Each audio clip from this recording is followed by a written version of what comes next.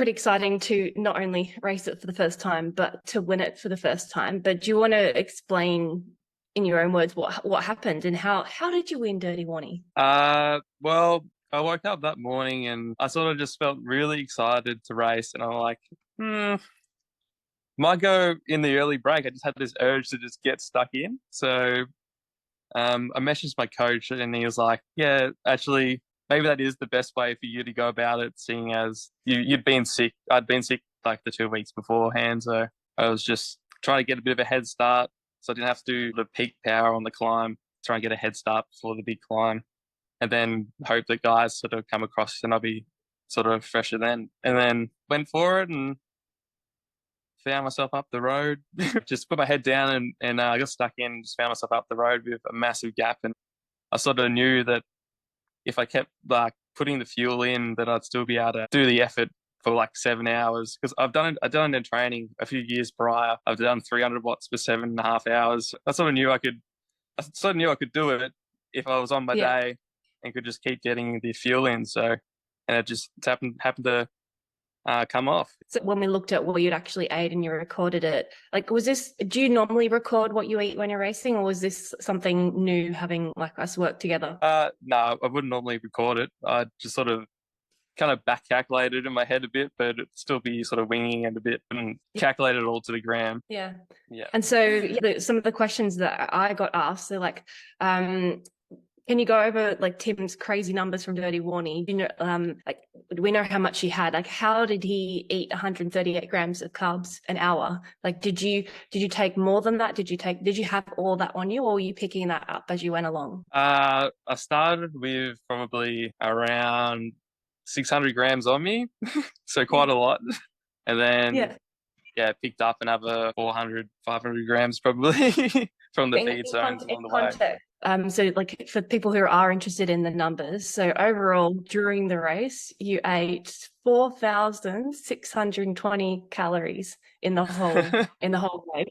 1,077 of those was explicitly from carbohydrate. So it's a lot of carbohydrate. Like, had you ever eaten like that much before, like 138 grams, or was that kind of like above and beyond what you've done in the past? I definitely would have done maybe 120 grams an hour in the past before, but yeah, I was definitely pushing it on the day. Yep. Yeah. And so then like if we go down like breaking down like your solid food versus your liquid foods, and you started with 600 on you, like what did that look like? Was it gels? Was it bars? Was it drink mixes? I made my own gels actually into flasks out of just maltodextrin and fructose, and like a couple of scoops of staminate in there as well, just for a bit of flavor more than anything. Yep. And just put them into flasks. So I had 5 of them across the day, and yeah, they're like 200 grams each flask. Those flasks are incredible. And I think this is a really interesting point, because a lot of times people think like you can only ever use like commercial sort of sports drinks and sports products. But when you're fueling properly all the time, like that can quickly rack up price wise. And so I know a lot of athletes that make their own, especially in training or for convenience, or they'll take the packet, the individual packets, and rather than having 50 packets of gels in their pocket, they'll pour them into one large flask. Like those, because they're like the soft, like flasks you often see with people ultra. Yeah, absolutely. With a little soft tip and just straight in the mouth. It's super easy, straight back in the back pocket, and like reusable as well. So good for the environment too. Yeah. Oh, absolutely. I think I've seen a few brands. I'm trying to think which brands that I've seen. There's a few brands now that are now like offering, you can buy bulk of those like gel mixes so that you can put them into the soft packets, which I think it's fantastic, because then, as you say, it's reusable, saving the environment, minimizing waste, but then you can choose the products that you need and have them with you from the start and be self-reliant. Yeah, absolutely. Yeah. they're great. So you had your feed zone that you could pick up like your musette with. Did you put your own food into those, or like what was in those musettes? Yes, I had a few like muesli bars and like a couple of Cliff bars sort of spread out along the course in the musettes, with another flask and two bottles, with one with electrolyte and one with water in each musette as well. Yeah. Across 3 feed stations. Yeah. Okay. And did you use all in those, or sort of did you kind of just adapt it as how you felt when you got to each aid station? Yeah, I didn't eat much solid food after about 4 hours into it. I couldn't really stomach much more solid food, so it was Yeah. basically all gels after 4 hours, and then just trying to settle my stomach with some water and the electrolyte mix. Were you feeling like sick, or was it like this is the sweetness, or yeah, like how was your stomach feeling? It was more just trying to swallow like literally just felt like I couldn't swallow the food. I had like zero appetite for solid food anymore. I just couldn't possibly just Yeah. even after the race, I had zero appetite to eat anything. Yeah. Yeah, that was interesting when we were chatting earlier this week, because I think often I find when people, I mean, if I go back into your sort of your training and look at what you expended versus what you consumed, like a lot of times, like the bigger the deficit between what people eat in training or racing and what they are expending energy wise, what that tends to lead to is like that crazy hunger, like afterwards and in multiple days afterwards. And I found it really interesting when you said that you weren't feeling that hunger after this race compared to the past. Yeah, absolutely. He was like polar opposite nearly. And that's really, I think it's always really interesting to like make a note or to reflect. Like something that's I like encouraging people like you with other people is to, like, after you've done a race, like sort of reflect on like, okay, what happened, what went well, what didn't go well, and what do I want to change in the future, whether I continue or do something different. And like, if you compare this race to some of the previous races, like what would you say are the biggest differences for you? I think my carb loading the day before was probably more than I'd normally do because I tracked it. Yeah. So again, you never previously tracked Yeah. carb loading beforehand? Yeah. And I probably had more liquid as well on the day, like more water as well than normal. Yeah, definitely. Like I planned on using those flasks in the last year's Dirty Warrny as well, and like I was using them in training a lot then, and it was working really well. So I'll probably do that again, but I might even have more water on the day as well, because I think I was getting pretty dehydrated towards the end. Yeah. Yeah, and I think you mentioned that you actually ran out of water at one point, didn't you? Yeah. I had a bit of a bad patch on the way in the Simpson. I had a really bad patch. I wasn't sure if I was going to make it. Yeah. And then you got to the next feed zone and you're like, oh, I'm safe. I'm fine. Yeah. I recovered pretty well after I got some water and some more gel. Yeah, I was all out of gel as well, and I couldn't stomach my solid food. Yeah. That's really interesting, because then, like, often I'll see people have the food on them, all the energy on it, but it's something that they don't like or they're not tolerating it, and so then they stop fueling, and that's when you start to see your energy and your power start to climb. Like I were you tried like to eat panicking a bit that like people are going to catch you? I literally just couldn't get it down. Yeah. And this is, I think, where it's so important to like test out like racing nutrition in training, because that we can't account for like every single possibility. Like, who knew that you're going to run out of water or gels? But when we've practiced something as close as to our strategy in training, they're more confident, rather than be like, I'm going to eat muesli bars like for 8 hours straight, and then you get hours like, ugh, more again. Yeah, you're just limiting the things that can go wrong on the day. Yeah. And so like going back to like the carb loading the day before, so if you look at your numbers, you had just over 4,000 calories the day before, and over 700 grams of that was coming from carbohydrates. So like, what was that? Like, you mentioned that you carb loaded the day before, you previously wouldn't have, or was this more than you would normally have had? I think it was probably more than I'd normally have, just because I was more aware of the numbers that I needed to hit, I guess, because I was actually tracking it.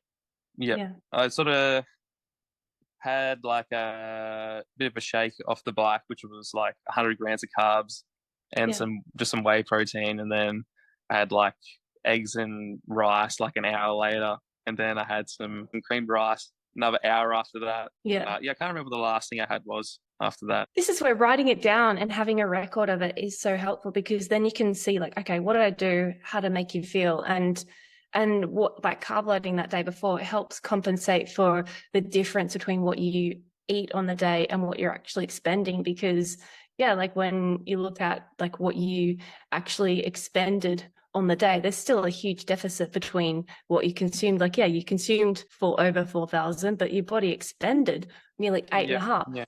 I know it's like what is it like 3 days worth of like 2-3 days 4 days worth of food to use in one ride, and this is why it's so important to like optimize what you eat the day before, like the breakfast, your lunch, like during your ride, and then your recovery afterwards, rather than being in a chasing your tail the whole time. And with that carb loading thing, as you said, it kind of becomes this bit of an eating competition, but it's different food to what we would eat in everyday life. Like we kind of have our everyday nutrition, our race nutrition, and our training nutrition, and they're all related, but like kind of a little bit that they've got specific time points. And so like what you eat the day before a race isn't what you would eat every day. No. Yeah.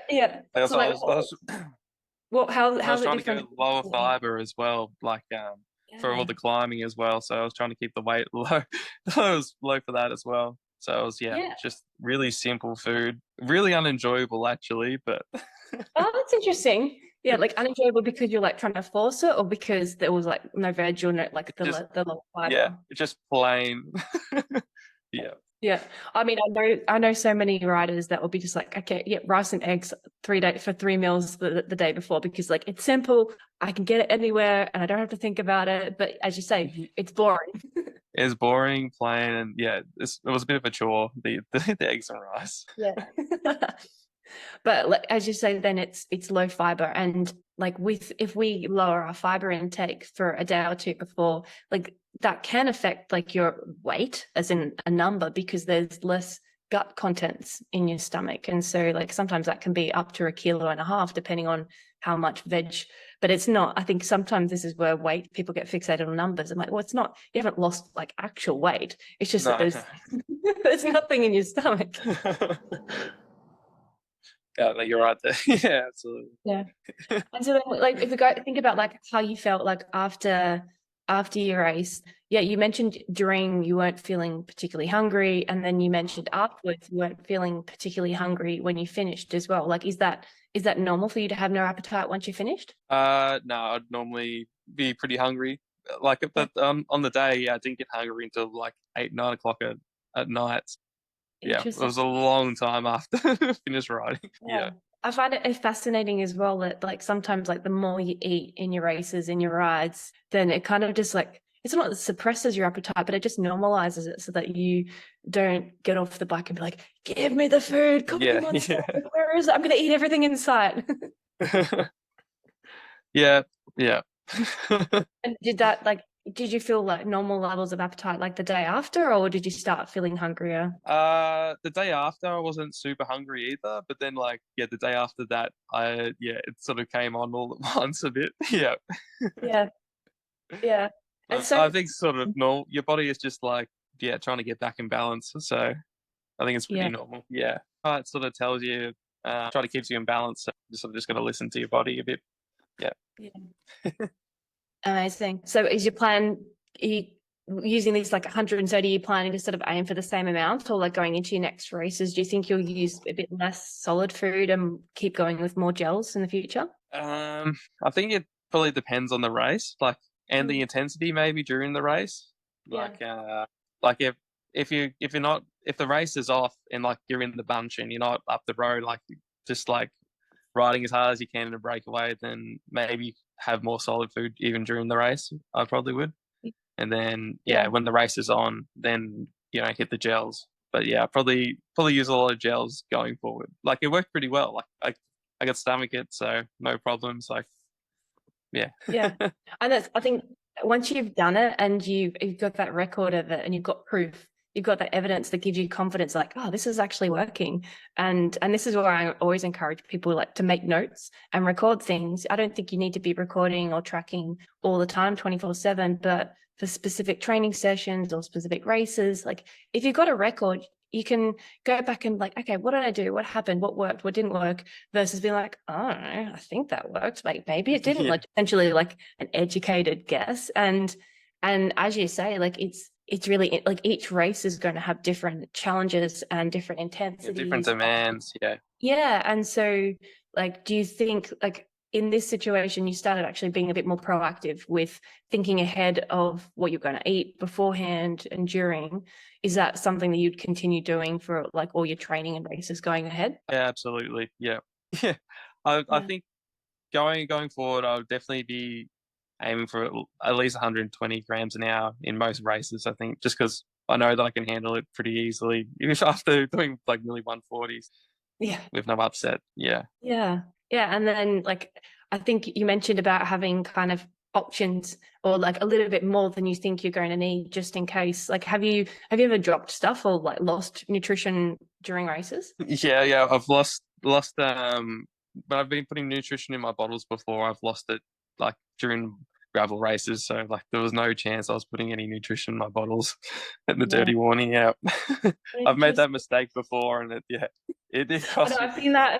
I've seen that in like, well, I've lost bottles when I was doing triathlon and like you hit a cobble and like when you're like, yeah, stop. It's like, oh shit, there goes an hour of nutrition. Yeah, it goes like half of my nutrition. Damn. Like, whereas I think I think often some people get fixated on like the weight perspective. They're like, oh no, I've got to shave off every gram on my body. And I'm like, no, I'm not going to take that extra gel because that extra 20 grams, that extra 50 grams is going to be a problem. Where actually that extra 30 grams could be like life or death in terms of like, Yeah. if you're going through a rough patch. Yeah, that's just crazy. I couldn't even fathom. Yeah.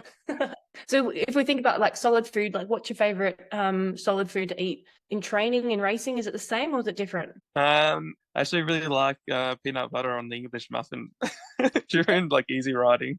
Yeah. Yeah. Yeah. And I find it just satiating while I'm riding. okay, yeah. Do you listen to music or like Yeah, music and podcasts normally. Yeah. yeah. Like with the English muffin, again, like I think sometimes people think they've got to only use sports products, but if you're fueling properly, like you could be spending 50, $100 a week easily on your nutrition if it's coming from like proper sports Yeah, foods. And absolutely. I think that's where, as you said, it comes down to like, what's the purpose? What's the intensity of this training session? And then adapting like solid to liquids as that intensity ramps up and you need more carbs. The higher the intensity, you burn through more carbs. And using real food means that you enjoy it more. And you can mix it up because you might be like, okay, I'm going to have peanut butter today on my English muffin. I'm going to have Vegemite tomorrow. I'm going to have jam the day after. Jam, yep. And then it keeps it interesting. It keeps versus like, have you ever found like flavor fatigue from having like the same food all the time? Oh, yeah, absolutely. Yeah. Yeah, just like rotating through every different brand of muesli bar in the supermarket. just for a different taste. Yeah, it keeps it interesting. And I mean, I know so many, especially like the one that comes to mind constantly for me is Cliff Bars. Like I know so many people who have used Cliff Bars for like you've done, like maybe 8 Cliff Bars over a race and then destroyed it. Like you never even think about looking at a Cliff Bar or the like. Never for the want to rest have one of it. ever again. Yeah, and I find that like the longer the ride is, the longer the race is, the more you can mix things up, the more it keeps it interesting. I mean, like what did you do for the solid foods? Like what were you mixing up on during Dirty Warrny? Yeah, I just had a couple of fruit and nut muesli bars. And I had a Cliff Bar, had an apricot bar, the Belly's apricot bar. Oh, those are amazing! I'm so excited to go back to Australia next week and to have access to them because like that's they're so one of my top ride fuels. Like they're $1. They've got 40 grams of carbs. Like boom, easy. Yeah, so good. Yeah. I could only stomach half of it though. It was like in the last 10K when I was all out of gels and I thought I was about to bonk. I just felt like it was just coming on. Yeah. I could only stomach half of it. Okay. That's interesting. Yeah. I mean, and having options, because I mean, I know you also had like the Odie slices, like the flapjack type sort of stuff. And if you're feeling that like, oh, I can't stomach anything solid, but you know you need that fuel, it's a really difficult place to be in, especially when you're had your big pace down. Because like, how far in the end was the next person behind you? Nearly 5 minutes behind in the end. Yep. Yeah. Did you know how far they were behind, or was it a case of like you just don't know until you finish? I didn't know how fast they were going, if they were chasing me down fast or not. But I got a time check like 10Ks from the finish. Yeah. That I was 7 minutes in front, so I thought I was pretty safe. Yeah. Yeah. Do you have any before we wrap up, do you have any other final words of wisdom for anyone interested in leveling up their race nutrition? I'm not sure actually. Put you on the spot. Yeah. Yeah, the carbs are probably the biggest performance enhancer, I suppose. Yep. Yeah. No, I couldn't have said it better myself. Like, yeah, I think it still baffles me how many people try and cut corners with their nutrition in racing. And I'm like, this is like makes or breaks you. Like, what are you doing? 138 grams carbs an hour, a bit of a record for you. It is, yeah. I don't know if I could do any more. I don't think. I mean, that's like the highest amount that I've heard as well before. And this is the thing that's so fascinating about nutrition and is that everyone is different. And like I know people that are tapped out at 55 grams of carbs an hour and like they're vomiting if they have more than that. And I know people that like, well, you like tolerating 120 grams plus per hour. And this is why it's so important to like test it out in your training to see what your level is, because, and even individual products, like, I mean, for you obviously like you are able to cope with maltodextrin easily. With some people, I know people that like even one serve of maltodextrin in a drink mix gives them like an upset sort of stomach. And so, really? Wow. Yeah. There's a lot of people that it doesn't agree with. And so the benefit of maltodextrin, which is why it's used in so many products, is it's not very sweet. And so then you could be taking those drinks, taking those gels, and it tastes a little bit sweet, but it's not like, oh my goodness, like I'm drinking like full on like concentrated sugar here. Yep. Yeah, I've used the sugar water before and after a few hours it's a bit much. Yeah, definitely. I know, like I did a test of it earlier this year and did a YouTube video using it, and I was like, hello, Rockefeller. And the thing I found with the sugar is what, like, because like in theory it's the same thing nutrition wise, but the way it feels, the way it tastes is very different. Like for me, it was like the furry teeth, like that was the the absolute sweetness of it, and the furry teeth. Like I was like, oh, my teeth! I can feel my teeth burning. Yeah, but if you use the sugar water, like if you try and make your gels with the sugar, it sort of crystallizes as well. So the maltodextrin and the fructose definitely way better. Yeah, and you just buy that online in big bags. Yeah, amazing. 5 kilo bag maltodextrin. Yeah, and this is what, like, you can make your own products, and it's the reason why a lot of companies that exist, it's convenience, because not everyone wants to or has the desire to mix it up themselves. Whereas if you like being in control of what you have, you like controlling the taste, the flavor, the sweetness, like it's so easy to make it yourself and then make it to your personal preferences and max it out in a way that is comfortable. Like, I mean, how big are your gel packets? The gel flasks? They'll be about 200 ml, I think. Okay. Yeah. So I mix it pretty strong in the. Like how many grams? Because you had the 5 flasks. So the picture you sent, 5 flasks. Like how much was in each flask? About 180 grams in each flask, I think, of carbs. Yeah. So it's pretty solid. There's more powder than there is gel. There's more powder than there is water probably in that mix. Yep. Yeah, no, there is. How do you mix it up? Do you mix it in like a bowl, in a jar, and then pour it in? Put it on the stove, and then like I boil it for like I just get the whisk it up and boil it for a few minutes, and then it becomes a bit of a syrup, and then pour it in. Yeah, let it cool down, and then pour it into your flasks. Yeah. Okay, that's good to know. I haven't done it where I've heated the water up before. I've made it with just cold water, so that's a good tip to. It sort of turns into a bit more of a syrup if it's been boiled a little bit. Yeah. Okay, good to know. Well, I'll have to give that one a try. Thanks for sharing that. But yeah, no, thanks for coming on and sharing your experience of how you fueled and how you won Dirty Warrny. So congratulations again. Thank you. All your races that are coming up. Yep. Thank you very much. Thanks for having me.